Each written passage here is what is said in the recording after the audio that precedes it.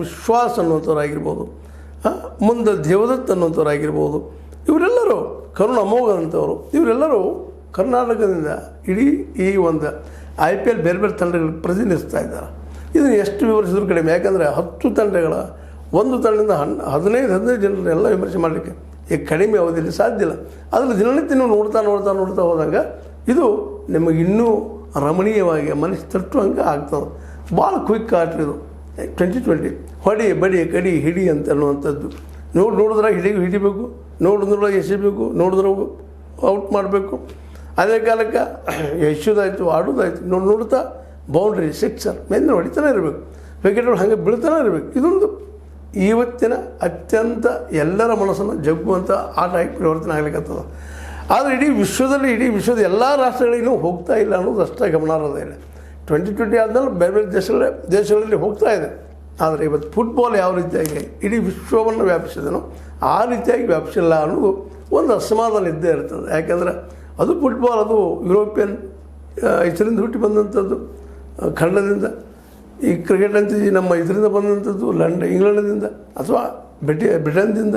ಹೀಗೆ ಯುರೋಪಿಯನ್ ದೇಶಗಳ ಈ ಆಟಗಳು ಅವರು ನಮ್ಮನ್ನು ಆಳೋಕ್ಕಾಗಿ ಬಂದ್ರಲ್ಲ, ಅದ್ರ ಜೊತೆ ಇವ್ನು ತೊಗೊಂಡು ಇಲ್ಲಿ ಬಿಟ್ಟು ಹೋದ್ರೆ ಅವರನ್ನ.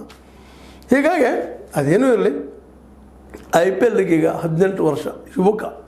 ಇದರ ಈ ಒಂದು 18ನೇ ಈ ಸಂದರ್ಭದಲ್ಲಿ ಯಾರು ಗೆಲ್ಬೋದು, ಯಾರು ಸೋಲ್ಬೋದು ಅನ್ನೋದು ಈಗಲೇ ಚರ್ಚೆ ಸ್ಟಾರ್ಟ್ ಆಗಿದೆ. ಸೋಲವರು, ಗೆಲ್ಲವರು, ಮುಂದೆ ಗೆದ್ದಂಥವರು.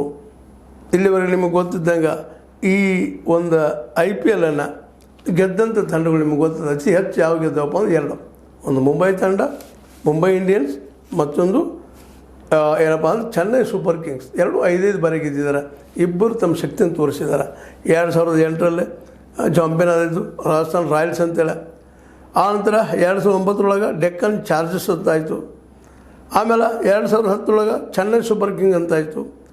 ಮುಂದೆ 2011 ಚೆನ್ನೈ ಸೂಪರ್ ಕಿಂಗ್ಸ್ ಅಂತಾಯಿತು ಗೆಲ್ಲೋದಿಲ್ಲ, 2 ಸಲ ಅದಾಯಿತು. ಮತ್ತು 2012 ಕೋಲ್ಕತ್ತಾ ರೈಟರ್ಸ್ ಆಯಿತು. ಮತ್ತು 2013 ಮುಂಬೈ ಇಂಡಿಯನ್ಸ್ ಆಯಿತು. 2014 ಕೋಲ್ಕತ್ತಾ ನೈಟ್ ರೈಡರ್ಸ್ ಆಯಿತು. 2015 ಮುಂಬೈ ಇಂಡಿಯನ್ಸ್ ಆಯಿತು.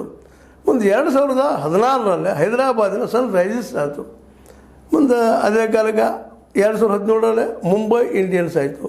2018 ಚೆನ್ನೈ ಸೂಪರ್ ಕಿಂಗ್ಸ್ ಆಯಿತು.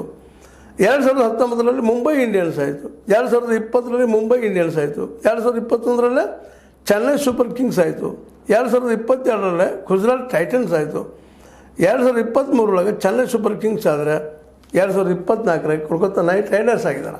ಹಿಂಗೆ ಬೇರೆ ಬೇರೆ ತಂಡ ಆದರೂ ಸಹಿತ ಮ್ಯಾಕ್ಸಿಮಮ್ ಗೆದ್ದಿದ್ದು 2 ತಂಡಗಳು. ಈ ಸಲ ಯಾರು ಗೆಲ್ಬೋದು, ಮತ್ತು ಇದು ಧೋನಿಯವರಿಗೆ ಕೊನೆಯ IPL ಆಗ್ಬೋದಾ ಅನ್ನೋ ಚರ್ಚೆನೂ ಜೋರು ಹಿಡಿತಾ ಇದ್ದಾವೆ. ಯಾಕೆ ವಯಸ್ಸು 43 ಆಯ್ತಲ್ಲ, ನಿಧಾನಕ್ಕೆ ಶರೀರ ಮೇಲೆ ಹಿಡಿದು ಕಡಿಮೆ ಆಗ್ತಾ ಬರ್ತದೆ. ಆಟದಲ್ಲಿ ಮುಖ್ಯವಾಗಿ ಬೇಕಾಗಿ ಚೈತನ್ಯ, ಎನರ್ಜಿ,